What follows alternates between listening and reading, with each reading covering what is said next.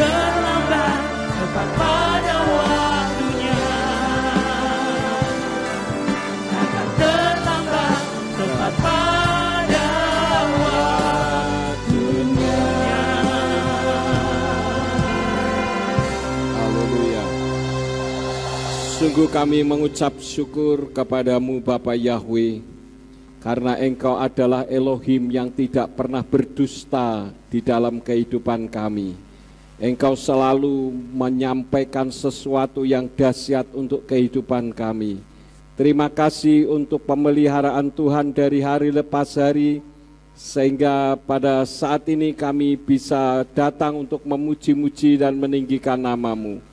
Sekarang ya Bapa, waktunya untuk kami mendengar isi hati Tuhan. Mari Roh Kudus urapi hamba-Mu dan urapi setiap kami yang mendengar firman-Mu dengan urapan yang sama, agar firman yang ditaburkan dapat kami pahami dan kami mengerti, sebagaimana Engkau memberikan pengertian dan pemahaman kepada hamba-Mu. Dan jika ada kuasa penguasa roh jahat di udara yang akan merebut kebenaran firman dari dasar hati dan pikiran kami tolak dan kami patahkan di dalam nama Yeshua HaMashiach. Pergi ke keluar, tinggalkan tempat ini, tinggalkan setiap hati dan pikiran kami, karena hati dan pikiran kami hanya kami tujukan bagi kebenaran firman saja. Berikan kemampuan kepada kami bukan hanya untuk mendengar firman-Mu saja, melainkan juga melakukannya di dalam kehidupan kami. Terima kasih Bapa. Demi nama Adonai Yeshua HaMashiach, kami sudah berdoa dan mengucap syukur. Haleluya. Semua yang percaya katakan amin. Shalom Aleichem. Puji Bapa Yahweh, pada saat ini kita bisa kembali berjumpa untuk belajar firman Elohim.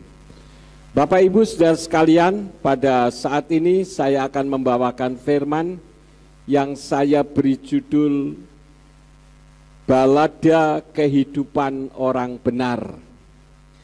Apa sih yang disebut dengan balada? Ada orang yang tanya kepada saya, balada itu kata puitis yang berarti kisah kehidupan yang mengharukan. Jadi pada saat ini saya akan membicarakan tentang kisah kehidupan orang benar yang mengharukan. Bapak Ibu Saudara sekalian, pemikiran sebagian orang yang menekankan pada ayat-ayat tertentu yang tentu saja mengacu kepada sesuatu yang serba nyaman, serba enak, yang orang katakan itu teologi kemakmuran. Mereka percaya bahwa kalau kita percaya kepada Tuhan, kita hidup pasti diberkati. Artinya kita mendapatkan sesuatu yang semuanya serba enak di dalam kehidupan kita. Nah, yang menjadi pertanyaannya adalah kenapa ada orang punya pemikiran demikian? Yang pertama adalah karena berkat itu identik dengan materi. Padahal sudah sering kali saya katakan bahwa berkat itu bukan semata-mata berupa uang. Kalau saudara punya rumah tangga saudara nyaman, tidak bertengkar satu dengan yang lain, saling menghormati, saling menghargai, itu berkat. Kalau saudara memiliki tubuh yang sehat, itu berkat. Kalau saudara punya anak-anaknya tidak memberontak terhadap saudara sebagai orang tua, itu berkat. Jadi ada banyak sekali berkat yang kita peroleh, yang tidak semata-mata berbicara tentang materi. Karena ada orang yang mengatakan kalau saudara percaya kepada Tuhan, saudara yang datang naik sepeda motor, minggu depan naik mobil. Ya naik mobil kalau sewa ya bisa saja. Saudara yang naik mobil minggu depan datang naik kereta api. Ya itu karena semata-mata selalu arah pikirannya kepada apa saudara? materi kepada uang. Dan ini merupakan salah motivasi. Saudara datang kepada Tuhan, beriman kepada Bapa Yahweh Besem Yesua Hamasia Waruah HaKodes, bukan dan jangan semata-mata karena keuangan, tetapi karena jaminan kepastian keselamatan, sebab yang punya Samayim, yang punya sorga adalah Bapa Yahweh. Yang ketiga, karena pemahaman firman yang tidak berimbang, hanya menekankan berkat materi tanpa memperdulikan yang lain. Karena itu ada yang mengatakan kalau kamu sakit berarti kamu berdosa di hadapan Tuhan. Loh, orang sakit itu banyak faktor. Memang ada orang sakit karena berdosa, tetapi juga ada orang yang sakit karena memang tidak memperhatikan tubuhnya. Sudah tahu punya tekanan darah tinggi, makan sate kambing banyak, makan gecok pakai kambing ya, gecok kambing, kan pedes katanya gecok itu, sampai mangap-mangap, pokoknya nikmat. Hidup kan sekali Pak, dinikmati, ya boleh-boleh saja sih. Tapi kalau sudah tahu punya tekanan darah tinggi, makannya enggak karu-karuan, habis makan durian, kemudian makan kelengkeng, kalau knock out, jangan salahkan Tuhan. Salahkan siapa? Salahkan diri sendiri ya. Nah, kita akan melihat balada kehidupan orang benar. Di dalam kitab suci ada orang yang memiliki kehidupan yang mengharukan. Kita membuka di dalam Kisah Rasul pasal 9 ayat yang ke-26. Di dalam kitab suci Indonesian Literal Translation dikatakan, dan setibanya di Yerusalem, Saul mencoba bergabung dengan para murid, tetapi semuanya takut akan dia karena tidak percaya bahwa dia adalah seorang murid. Inilah balada kehidupan orang benar, fenomena kehidupan. Sebagaimana kita ketahui siapa Saul, Rabi Saul, dia adalah orang yang membenci kekristenan. Tetapi ketika dia dijumpai oleh Yesua Hamasia, yang tadinya benci, sekarang jadi rindu. Dia adalah seorang ahli Torah, tetapi dia mau bergabung bersama dengan murid-murid Yesua, yang notabene adalah para nelayan. Pada zaman itu murid-murid Yesua adalah orang-orang sederhana, beda dengan Rabi Saul yang ahli Torah. Tetapi ketika dia bertobat, berubah konsep hidupnya, kemudian dia mulai bergabung bersama dengan murid-muridnya. Dan kitab suci katakan bahwa murid-murid tidak percaya kalau Rabi Saul itu sebagai murid Tuhan. Kenapa? Karena sebelumnya dia membenci kekristenan. Itulah balada kehidupan orang benar, yang tadinya benci sekarang rindu.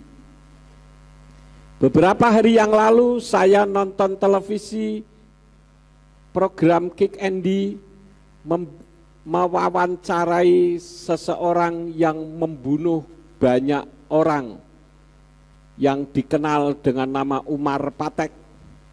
Dia adalah pembunuh puluhan jiwa dan mematikan perekonomian di Bali beberapa tahun yang lalu, dan beliau dihukum 20 tahun. Dia begitu membenci kekristenan, dia begitu membenci orang bule, dia begitu membenci orang yang tidak sepaham dengan dia, yang dianggapnya adalah orang kafir. Tetapi kemudian dia sadar bahwa apa yang dia lakukan itu merupakan satu kekeliruan. Berkali-kali dia meminta maaf kepada keluarga korban yang telah dia bunuh. dan dia menyadari bahwa negara kesatuan Republik Indonesia hanya bisa dirajut dengan Pancasila.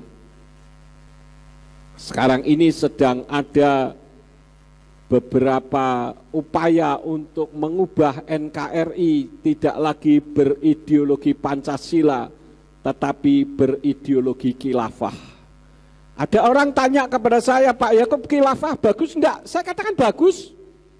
Loh, kok bisa mengatakan bagus? Karena ada banyak pengikutnya. Artinya semua pengikutnya mengatakan bagus. Tetapi tidak sesuai untuk negara kesatuan Republik Indonesia. Karena negara ini terdiri dari banyak suku, banyak bahasa, dan banyak budaya, serta banyak agama. Jadi kalau menggunakan satu sistem, pasti terpecah belah dan terjadi perang saudara. Bagus sih bagus, tetapi tidak cocok untuk negara kesatuan Republik Indonesia. Jadi orang melakukan kebencian itu karena tidak tahu, saudara-saudara, sebagaimana Rabi Saul begitu membenci terhadap kekristenan.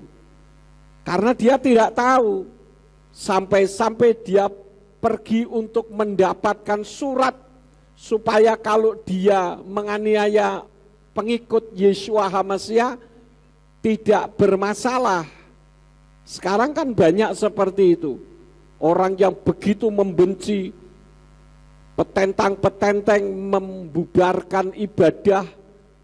Nah kalau pelacuran kok tidak berani dibubarkan, jangan-jangan langganannya. Ini kan sesuatu yang aneh. Kalau dikatakan batil, dikatakan haram, masa orang ibadah haram sementara yang kompleks pelacuran dibiarkan begitu saja? Apakah ini sesuatu yang bisa masuk di dalam pola pikir? Itu semua terjadi karena tidak memahami kebenaran. Jadi orang yang melakukan kebencian itu sebetulnya karena dia tidak tahu apa yang dia perbuat. Itulah sebabnya Yeshua ketika dalam penganiayaan berdoa seperti yang tertulis di dalam kitab Injil Lukas pasal 23 ayat 34. Lukas 23 ayat yang ke-34 di sana dari Indonesian Literal Translation berbunyi, dan Yeshua berkata, "Ya Bapa, ampunkanlah kepada mereka sebab mereka tidak tahu mereka berbuat apa." Dan mereka membuang undi untuk membagi jubahnya. Jadi pembenci orang yang tidak sedoktrin. Ada orang yang mengkafir-kafirkan orang lain. Bahkan termasuk orang-orang Kristen yang membenci nama Yahweh.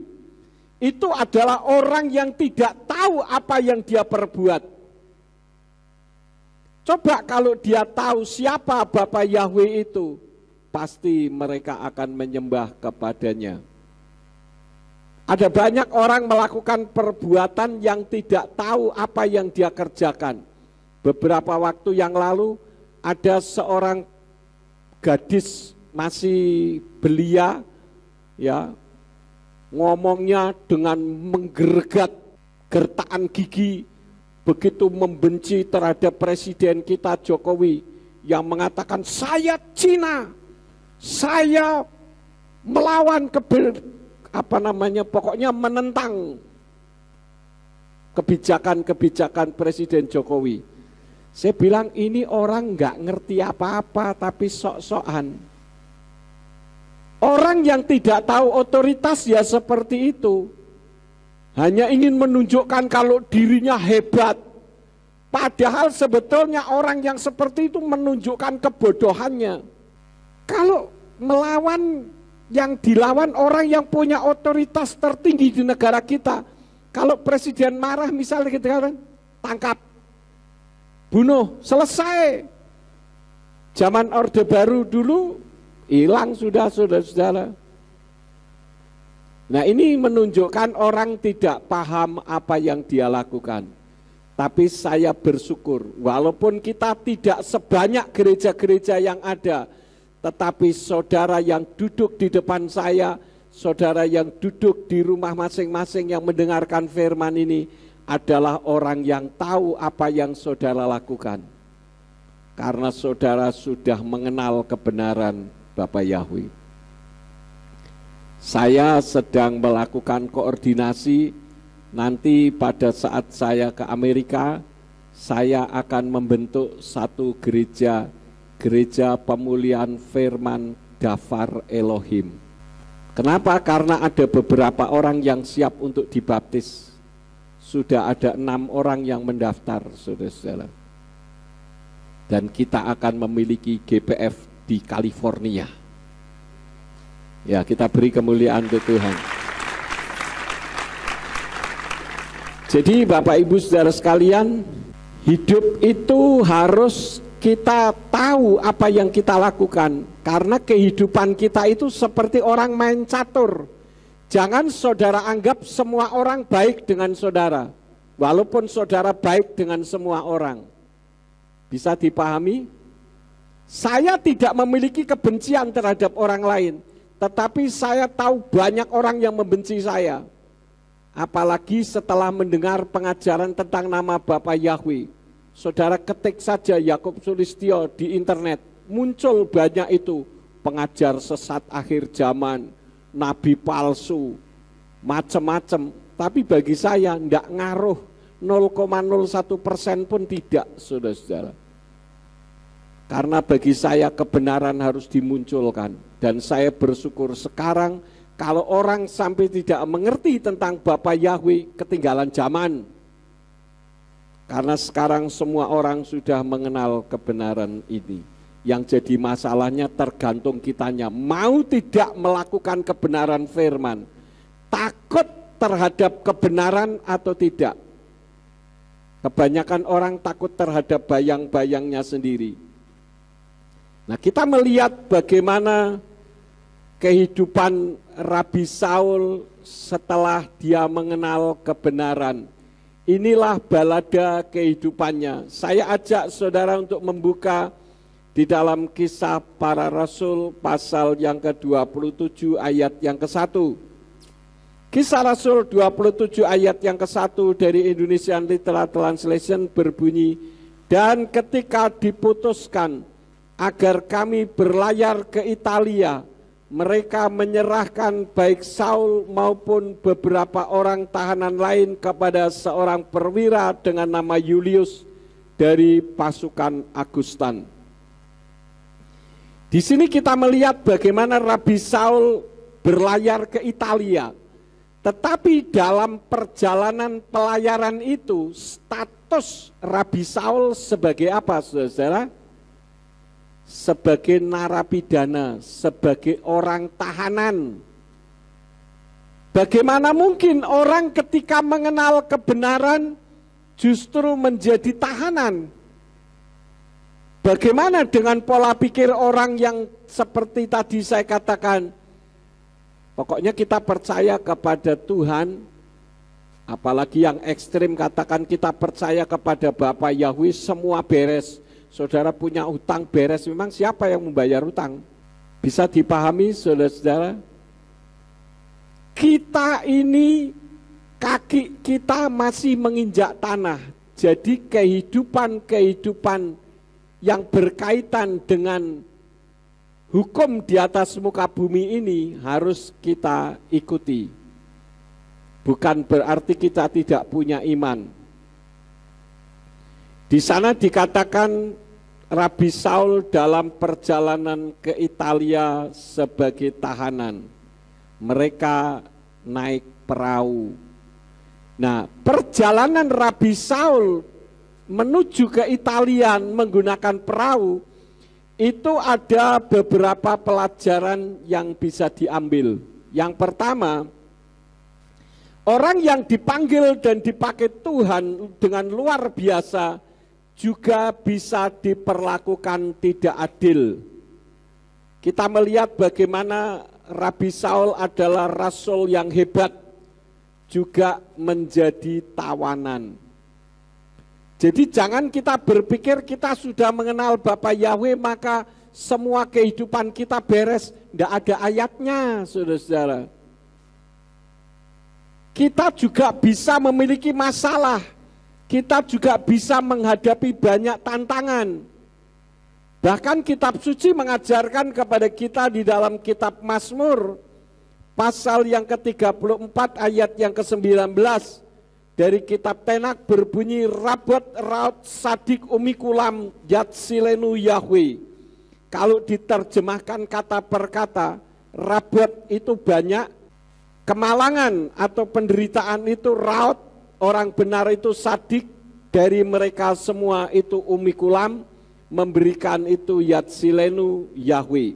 Artinya kemalangan atau penderitaan orang benar banyak, namun Yahweh melepaskan mereka semua.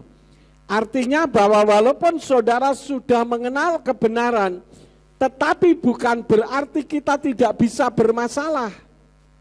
Kalau kita menyalahi aturan-aturan hukum yang berlaku, ya kita bermasalah. Bisa dipahami saudara-saudara. Karena kaki kita masih menginjakkan bumi. Kita tidak hidup di awan-awan. Jadi kita bisa memiliki masalah. Bahkan kitab suci katakan orang benar itu banyak masalah, banyak penderitaan, banyak kemalangan. Tetapi ada campur tangan Elohim di dalam kehidupannya ketika kemalangan atau penderitaan itu menimpa di dalam kehidupannya. Dan itu sama dengan apa yang tertulis di dalam kitab Roma pasal 8 ayat yang ke-28. Dari Indonesian Literal Translation yang berbunyi, dan kita mengetahui bahwa segala sesuatu bekerja bersama-sama untuk kebaikan bagi mereka yang mengasihi Elohim, yaitu bagi mereka yang terpanggil sesuai dengan rencananya. Bahkan ada ayat lain yang mengatakan pencobaan-pencobaan yang kamu alami merupakan pencobaan yang tidak melebihi kekuatanmu. Ketika engkau berada dalam pencobaan, maka Elohim membukakan jalan keluar. Artinya penderitaan, masalah boleh saja terjadi di dalam kehidupan kita. Tetapi Bapa Yahweh akan membukakan jalan keluar. Artinya kita disertai. Salah satu contoh yang nyata adalah Yosef. Yosef adalah orang yang hidup takut akan Tuhan. Dia adalah orang yang hormat kepada orang tuanya. Tetapi dia bisa bermasalah, dibenci oleh kakak-kakaknya, dimasukkan ke sumur tua, dijual kepada orang ke Mesir untuk menjadi budak. Di sana difitnah oleh istri Potifar, akhirnya masuk penjara. Secara akal manusia tidak mungkin dia bisa menjadi orang nomor 2 di Mitsraim, di Mesir. Tetapi karena dia berjalan lurus, bahkan kitab suci katakan ketika dia mengurus semua apa yang ada di penjara, dibuatnya oleh Tuhan berhasil. Artinya Yosef ketika ada di dalam penjara juga disertai oleh Bapa Yahweh. Saya tidak tahu bagaimana dengan kehidupan saudara saat ini. Mungkin ada di antara kita yang sedang menghadapi banyak masalah, banyak tantangan di dalam kehidupan. Tetapi percayalah, dalam tantangan itu, Bapa Yahweh menyertai di dalam kehidupan saudara. Mengapa sih orang yang benar banyak penderitaan? Ini yang jadi permasalahannya. Karena orang benar itu menjadi incaran setan. Nah kalau orang jahat kenapa tidak, Pak? Ya tidak perlu, karena orang jahat itu sudah jadi temannya setan.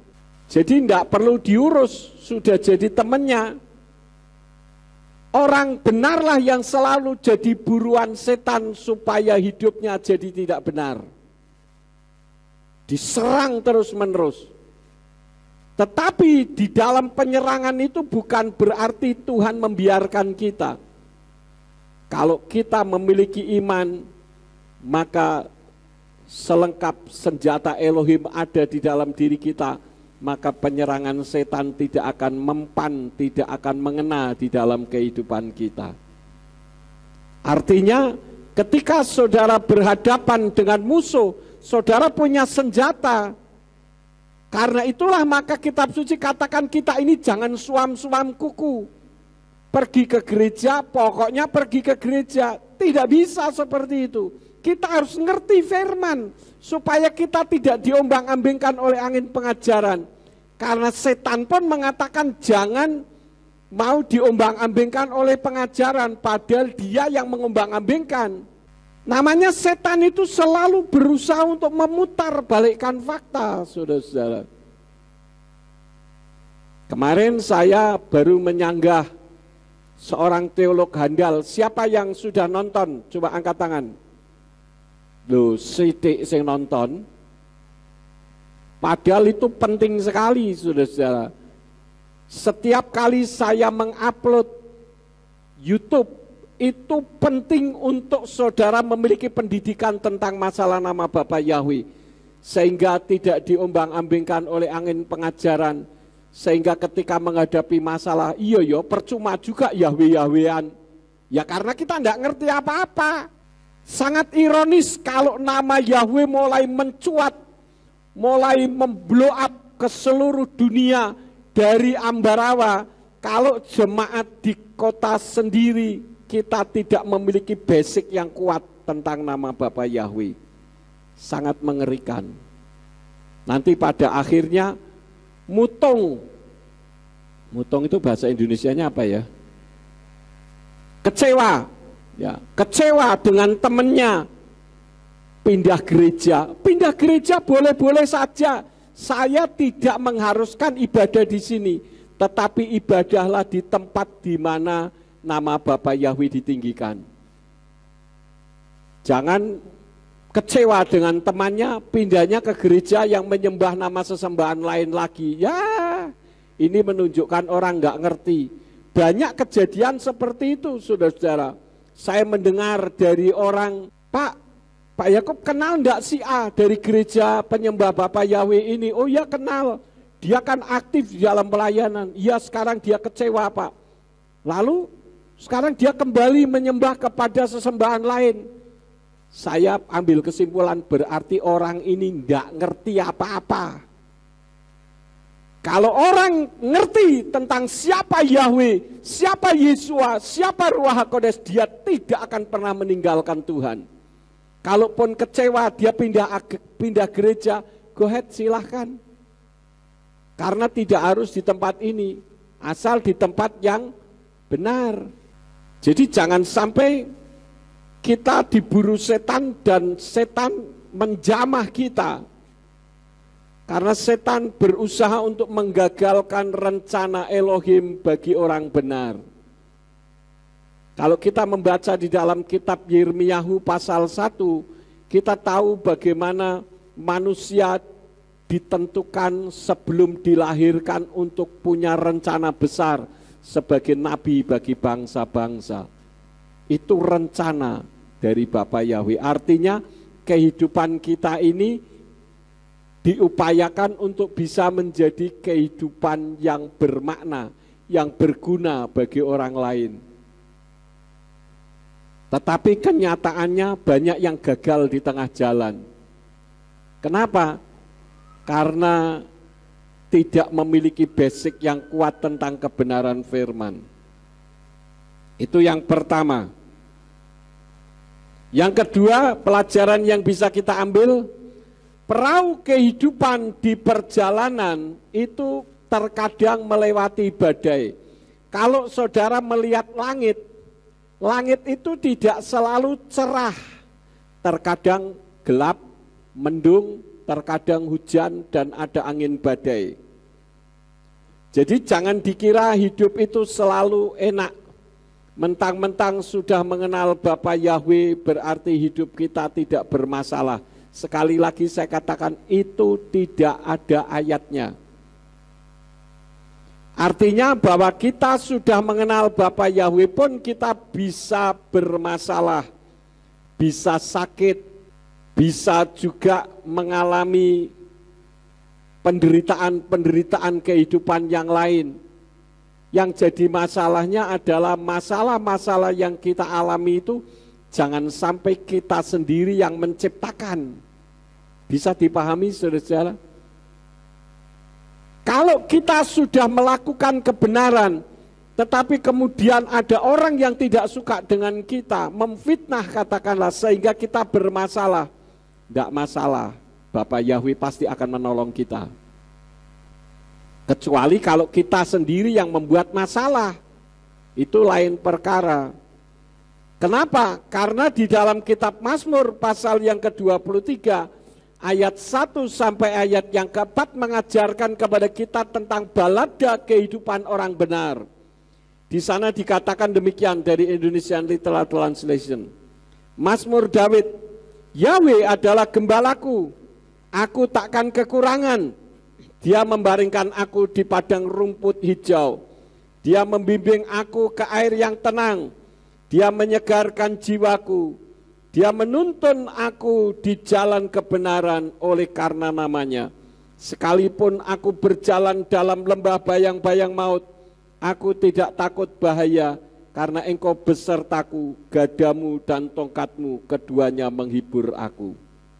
Ini balada kehidupan. Balada kehidupan orang benar. Ayat 1 dikatakan apa? Yahweh adalah gembalaku. Bukankah kita semua sudah menjadikan Yahweh sebagai gembala agung kita? Aku takkan kekurangan. Artinya hidup kita dicukupkan. Dia membaringkan aku di padang rumput hijau. Artinya disediakan apa yang menjadi kebutuhan kehidupan kita. Dia membimbing aku ke air yang tenang. Artinya semua yang menjadi kebutuhan kita itu tidak diabaikan oleh Tuhan. Tetapi tidak sampai di situ. Walaupun dia menyegarkan jiwaku, dia menuntun aku di jalan kebenaran oleh karena namanya. Tetapi ayatnya katakan, sekalipun aku berjalan dalam lembah bayang-bayang maut. Artinya kita sekali waktu juga melewati lembah bayang-bayang maut. Di situ dikatakan, sekalipun aku berjalan. Berjalan itu tidak berhenti dan tidak tidur di bayang-bayang maut. Tetapi berjalan, artinya akan ada akhirnya. Karena itu kalau ada di antara saudara saat ini yang masih punya masalah di dalam kehidupan saudara, ingat satu kata. Saudara bermasalah itu ada awalnya, pasti akan ada akhirnya. Jadi jangan saudara terpukau, kapan hidup saya berakhir dari penderitaan ini? Kere kok orang mari-mari, istilahnya seperti itu. Ada orang yang ngomong begitu, Pak, kenapa hidup saya kok seperti ini? Kere kok terus-terusan. Lah siapa yang suruh kere terus-terusan? Mengucapkan pada dirinya sendiri menjadi orang kere saja itu sudah satu kekeliruan besar. Karena ucapan yang kita ucapkan itu mengandung satu otoritas. Jangan mengutuki diri sendiri. Kita adalah orang-orang yang diberkati oleh Bapa Yahweh. Walaupun kita melewati bayang-bayang maut itu hanya melewati saja. Kita akan mengakhiri dari penderitaan kita. Lah kalau sudah mengakhiri penderitaan kita, apakah kita tidak akan ada pencobaan atau penderitaan berikutnya? Oh ada, dan lebih besar. Loh kalau gitu ngeri dong Pak, ya berkatnya juga lebih besar. Jangan mau berkatnya doang. Kalau dulu saya tidak mengalami penderitaan, tidak akan ada gereja ini. Dan kalau kita sudah berhasil melewati penderitaan, maka gereja kita akan menjadi gereja betul-betul gereja mewah. Bukan mewah karena mepet sawah, tetapi mewah karena benar-benar mewah karena Tuhan kita tidak pernah menutup mata terhadap penderitaan kita. Kalau Yeshua tidak mati tergantung di atas kayu salib, saudara dan saya tidak diselamatkan. Artinya kebahagiaan itu baru kita dapatkan setelah kita melewati penderitaan. Karena itu kalau saudara ingin mendapatkan berkat yang besar yang bisa membahagiakan di dalam kehidupan saudara, ya harus siap untuk menerima penderitaan yang besar. Lah itu yang enggak mau, Pak. Kalau penderitaan yang besar, kalau bisa jangan. Itu namanya egois, maunya menangi dewe. Enggak ada ayatnya. Itu hal yang kedua. Yang ketiga, pelajaran yang bisa kita ambil, kita perhatikan bagaimana Rabi Saul ketika dalam perjalanan menuju ke Italia itu menggunakan perahu yang tidak terlalu besar. Tetapi ketika dalam perjalanan itu Rabi Saul mengingatkan bahwa nanti akan melewati angin badai yang besar. Dan itu melambangkan di dalam kehidupan kita juga seringkali kita akan menghadapi angin badai yang besar. Tetapi seringkali ketika badai itu terasa menimpa kita cukup kuat, kita ketakutan. Mencegah badai dengan cara apa? Mengganti kapal yang lebih besar, dikira akan menjadi aman. Itu tertulis di dalam Kisah Rasul pasal 27 ayat yang ke-6. Dari Indonesian Literal Translation di sana dikatakan, dan di sana ketika mendapati sebuah kapal dari Alexandria yang hendak berlayar ke Italia, perwira itu menempatkan kami di kapal itu. Jadi ganti kapal yang lebih gede. Diharapkan dengan kapal yang lebih besar ini maka aman. Berapa banyak ketika kita menghadapi ancaman kita ganti kapal yang lebih besar, dikira aman. Berapa banyak pengusaha-pengusaha besar karena takut diganggu usahanya, maka dia ganti perahu. Memiliki menjadi satu dengan agama mayoritas supaya aman. Tetapi kenyataannya banyak juga yang pada akhirnya dijarah habis. Jadi kita ikut Elohim itu motivasinya jangan materi. Banyak orang yang motivasinya materi ketika mengalami masalah dia meninggalkan Tuhan. Tetapi ketika dia meninggalkan Tuhan, ya ternyata tidak kaya, hidupnya begitu-begitu saja. Kok bisa lebih rela? Ini kan aneh, saudara-saudara. Artinya orang ini belum tahu betul arti atau makna keselamatan yang sesungguhnya. Dulu pernah saya ceritakan kepada saudara, ada seorang ibu, saya kira orangnya sudah almarhumah, yang pada saat itu pamit kepada saya, dia bilang gini, Pak Yakub, saya pamit mulai minggu depan saya tidak ke gereja lagi. Loh kenapa Bu? Apakah sulit jemputannya? Oh tidak Pak, karena anak saya katakan kalau ibu masih ke gereja, maka saya tidak akan kasih uang kepada ibu. Emang ibu dikasih berapa juta sama anak? Enggak jutaan Pak, 50.000 rupiah tiap bulan. Halah, dengan uang 50.000 rupiah rela meninggalkan Tuhan. Ini kan sesuatu yang aneh, saudara-saudara. Dan betul-betul meninggalkan Tuhan. Betul-betul pamit dengan saya. Artinya bahwa nilai nyawanya itu hanya 50.000 rupiah. Padahal Yesua katakan ketika ada orang yang kerasukan setan dibawa ke satu tebing, setannya dipindah ke babi-babi itu, saudara-saudara, ada berapa babi? Berapa? 10.000 babi, satu babi berapa? Nah nanti saudara tanya tukang babi deh. Itu kalikan 10.000, itu nilai harga orang stres.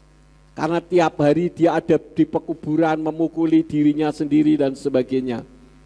Tapi bagi orang yang tidak stres, firman Tuhan katakan apa gunanya seluruh dunia ini menjadi milikmu kalau jiwamu binasa. Artinya saudara tidak ternilai di hadapan Bapa Yahweh. Masa kita menilai diri kita hanya dengan uang 50.000 rupiah? Sangat rendah sekali. Ya, jadi jangan sampai kita salah motivasi. Yang keempat, pelajaran yang bisa kita ambil. Dalam perjalanan itu ada suara Elohim. yang sering kita dengar dari Pak Simeon Sulistyo, apa namanya? Kol HL, suara Elohim, melalui Rabi Saul agar jangan meneruskan perjalanan kehidupan yang dijadikan sandaran kita. Ibaratnya saat itu yang jadi sandaran adalah kapal besar. Ketika mereka memindahkan Rabi Saul di kapal yang besar, mereka pikir sudah aman-aman saja karena kapalnya besar. Yang menjadi sandaran adalah kapal besar. Tapi panglima tentara yang memimpin perjalanan itu ternyata lebih percaya nahkoda yang sekaligus pemilik kapal daripada suara Elohim. Dan itu berakibat sangat fatal. Di dalam Kisah Rasul pasal 27 ayat 10 sampai 11 dari Indonesian Literal Translation berbunyi demikian. Sambil berkata kepada mereka, "Hei para pria, aku melihat bahwa pelayaran ini akan segera ditimpa dengan kerusakan dan kerugian besar. Bukan hanya muatan dan kapalnya, tetapi juga jiwa kita.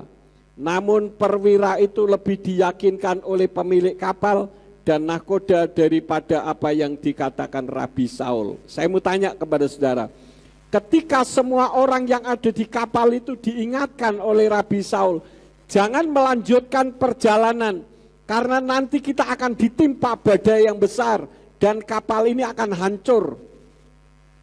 Ini nasihat dari Rabi Saul, seorang teolog, seorang ahli Torah.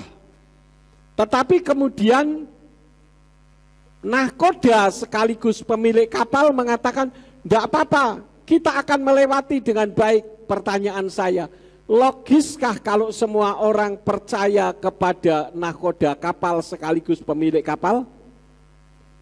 Sangat logis.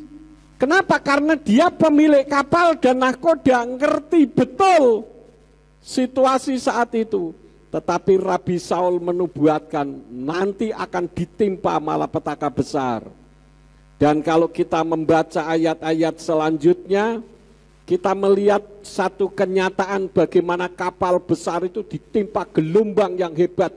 Sampai akhirnya semua barang-barang yang ada di kapal itu dilempar ke laut, masih kurang juga.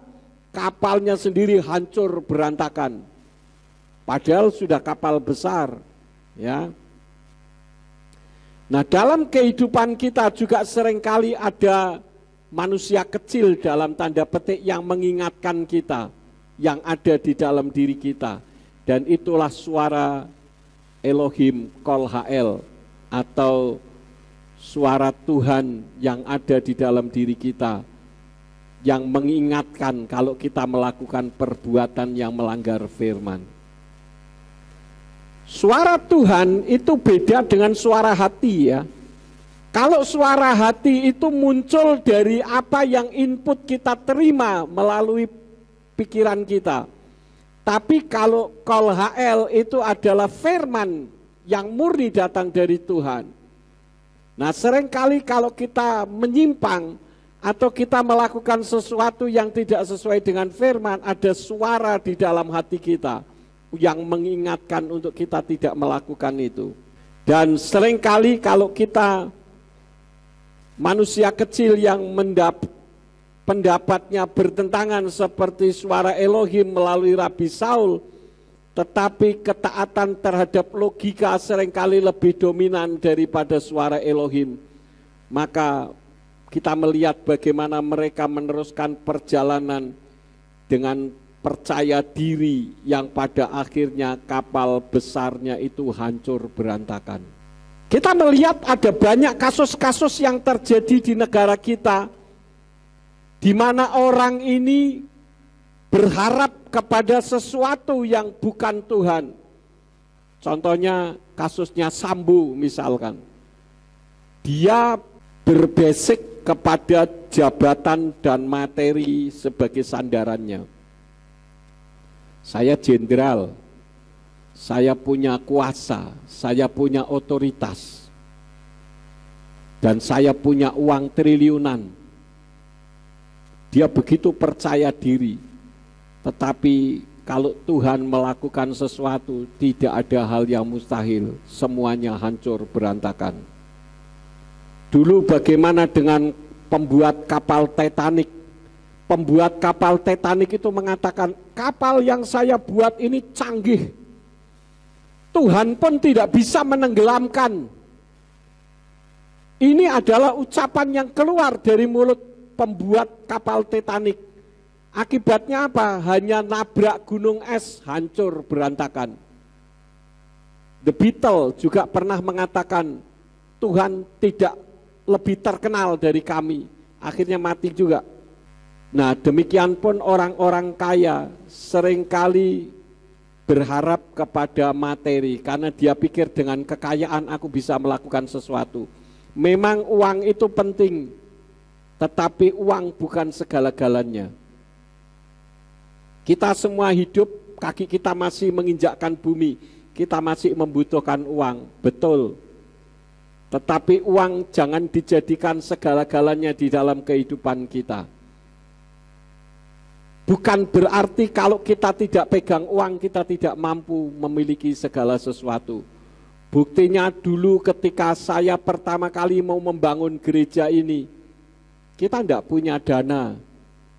Tiba-tiba saya diminta untuk memberikan seminar di Gunung Salak kalau tidak salah waktu itu. Kemudian saya mendapatkan persembahan. Itu sekali-kalinya saya mendapatkan persembahan, sekali persembahan dikasih uang cash 60 juta. Satu gebung, saudara-saudara. Bukan hanya itu, setelah itu ada lagi 200 juta, sekian ratus juta. Tuhan mampu mengadakan sesuatu yang tidak mungkin menjadi mungkin. Yang penting kita beriman dan kita tidak menyalahi firman Elohim. Ya memang sesuatu yang memiliki iman karena kita taat. Kemarin hari Jumat saya sudah memberitakan tentang ketaatan dalam perspektif Ibrani. Istilah taat itu tidak ada. Yang ada adalah bagaimana kita melakukan kebenaran firman. Dan kalau kita melakukannya karena itu merupakan kebenaran firman, Tuhan tidak pernah merugikan kita. Tuhan tidak pernah merugikan kita. Bagi yang belum lihat, nanti bisa lihat di YouTube. Ketik saja perspektif, taat dalam perspektif Ibrani. Jadi kalau orang yang berharap kepada materi, menganggap materi itu segala-galanya dalam kehidupannya, Tuhan izinkan untuk menghancurkan materinya supaya orang tidak berharap kepada materi. Bisa dipahami saudara?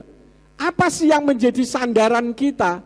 Itu kalau Tuhan cemburu, itu bisa dihancurkan saudara-saudara. Karena itu persis seperti yang dulu pernah terjadi. Saya katakan ada sepasang suami istri dari Indonesia pergi ke Amerika membawa dua anaknya. Anaknya laki-laki semua dua. Yang satu anaknya baik, yang satu anaknya nakal, yang kakaknya nakal. Yang kakaknya ikut geng. Yang adiknya ini begitu sangat disayang sama maminya, sampai-sampai untuk pergi ke gereja pun dilarang. Karena takut bermasalah dengan temannya. Sekali peristiwa Tuhan cemburu. Karena mereka pergi ke Amerika dengan tujuan untuk meniti karier, tetapi ternyata mereka memberhalakan anaknya yang kecil ini. Sekali peristiwa kakaknya ikut perang geng. Perang geng di Amerika itu enggak pakai pisau, enggak pakai ini, pakainya senjata laras panjang. Adiknya ada di dalam mobil ketika geng musuhnya itu nembak, kena kaca mobil, kacanya pecah. Adiknya ketakutan, dia lari keluar, ditembak kena kepalanya, langsung mati, saudara-saudara. Si ibu tidak bisa diajak komunikasi 1 tahun. Dia setiap hari ngajak ngobrol anaknya, foto anaknya, dikasih kembang, diajak ngomong, sudah sulit diajak komunikasi. Dan ketika saya ke Amerika, saya diminta oleh suaminya untuk ngomong sama istrinya. Saya bongkar dari awal Sampai akhirnya tiba-tiba suaminya ngomong sama saya, Pak Yakub, istri saya diapain ya? Saya kaget, saya pikir, lu kenapa ini? Jangan-jangan tambah ngamuk. Enggak, kok sekarang jadi bisa diajak ngobrol. Sampai suaminya ngomong, kalau suaminya sampai ngomelin anaknya yang kecil, dia lebih suka untuk menceraikan suaminya. Coba bayangkan, saudara. Itu sudah jadi berhala. Karena itu jangan segala sesuatu menjadi berhala, melebihi cintanya saudara kepada Tuhan. Jangan-jangan kalau Tuhan cemburu, saudara, apa yang menjadi kesukaan itu bisa diambil oleh Tuhan. Karena Tuhan sangat sayang kepada saudara. Kan ada ayat yang mengatakan, kalau engkau mencintai ayah ibumu melebihi mencintai aku, maka engkau tidak layak bagiku. Itu Tuhan bukan mengajar untuk kurang ajar, tidak, tetapi prioritas kasih yang utama itu kepada Tuhan. Kalau kasih kita kepada Tuhan menjadi hal yang paling utama, maka semua urusan di bumi ini akan beres. Tetapi kalau kita mengutamakan apa yang menjadi kesukaan kita, ya seperti yang saya ceritakan dulu kan, masih ingat tentang mobil Panther saya? Masih ingat enggak? Masih ya? Jadi saya enggak perlu ceritakan lagi. Kenapa? Oh, ada yang belum? Baik, saya ceritakan ya. Saya dulu punya mobil Panther baru, saudara-saudara. Mobil Panther ini menjadi kesayangan saya. Enggak hujan juga saya cuci, saya pel, saya lap terus gitu. Padahal saya punya toko, saya lebih mengutamakan ngelap-ngelap mobil gitu ya. Sekali waktu saya pergi ke gereja, saya bawa mobil Panther saya. Tuhan cemburu rupanya, saudara-saudara. Tuhan pakai anak sekolah minggu, ambil batu, nulis di moncongnya mobil itu. Ditulis Ari. Nama anaknya itu Ari, saudara-saudara. Ditulis pakai batu, bayangkan. Waduh, saya lihat mobil baru, saya kempling-kempling setiap saat kok ditulisi Ari begitu. Wah, marah saya, saudara. Cuman kalau saya ngamuk, nyawa satu hilang, ya kan? Ya sudah, saya tinggal, ya sudahlah. Sejak itu saya enggak nyuci-nyuci mobil lagi, saudara-saudara. Itu Tuhan cemburu. Kita boleh mencintai sesuatu, tetapi jangan sampai cintanya kita terhadap sesuatu itu melebihi cinta kita kepada Tuhan. Karena Tuhan bisa marah, cemburu. Karena kan di dalam kitab Keluaran 34 ayat 14 kalau tidak salah kan Tuhan itu Elohim yang maha cemburu. Ya. Jadi hati-hati, saudara. Nah, yang terakhir, kenapa murid-murid saat kecewa menjala ikan lagi?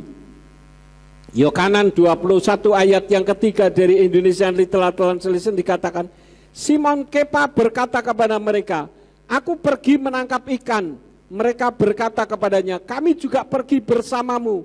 Mereka keluar dan langsung naik ke dalam perahu, dan pada malam itu mereka tidak menangkap apapun. Kenapa ketika mereka kecewa tahu Yeshua mati, mereka menangkap ikan lagi? Karena perahunya masih ada pada mereka. Jadi fasilitasnya tidak dihancurkan.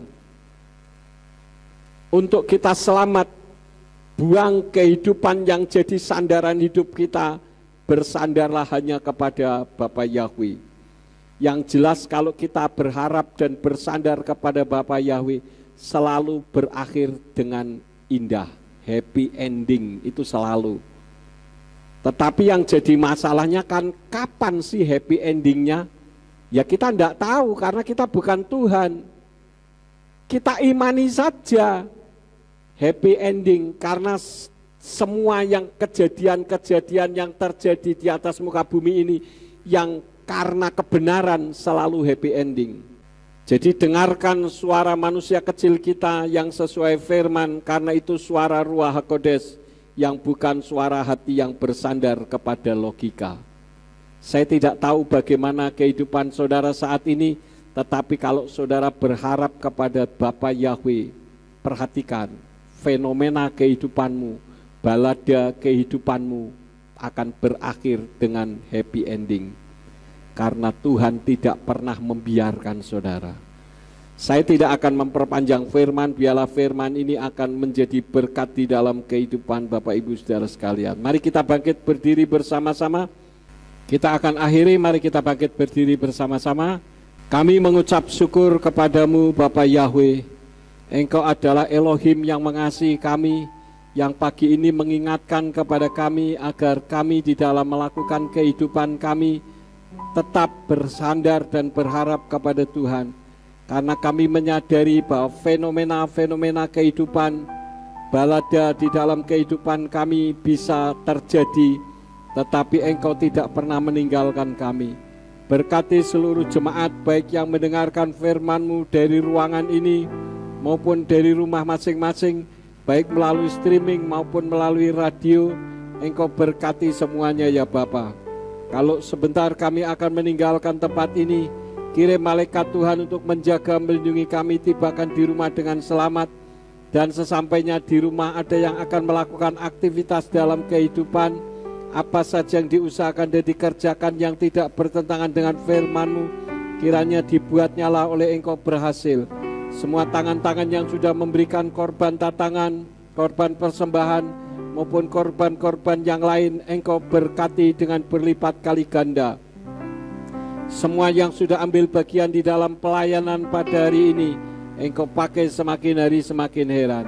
Sekarang berkatilah kami, karena kami siap menerima berkat daripada-Mu. Mari kita angkat kedua belah tangan kita untuk menerima berkat Yahweh. Yifarka Yahweh wa yismereka. Yahweh memberkati engkau dan memelihara engkau. Yair Yahweh panah oleh kami kuneka. Yahweh menyinari engkau dengan wajahnya dan memberi engkau anugerah. Yisa Yahweh panah oleh kami Yashem leka shalom. Yahweh menghadapkan wajahnya kepadamu dan memberi engkau damai sejahtera. Diberkatilah engkau di kota dan diberkatilah engkau di ladang. Diberkatilah buah kandunganmu, hasil bumimu dan hasil ternakmu, yakni anak lembu sapimu dan kandungan kambing dombamu. Diberkatilah bakulmu dan tempat adonanmu. Diberkatilah engkau pada waktu masuk dan diberkatilah engkau pada waktu keluar. Sekarang pulanglah dan terimalah berkat. Kasih Bapa Yahweh Sang Pencipta, kasih karunia Adonai Yeshua HaMashiach Sang Pembeli jiwa, dan Ruach HaKodes menyertai saudara sekalian sampai Maranatha. Adonai Yeshua HaMashiach datang kembali untuk yang kedua kali dan mengangkat kita semua. Haleluya.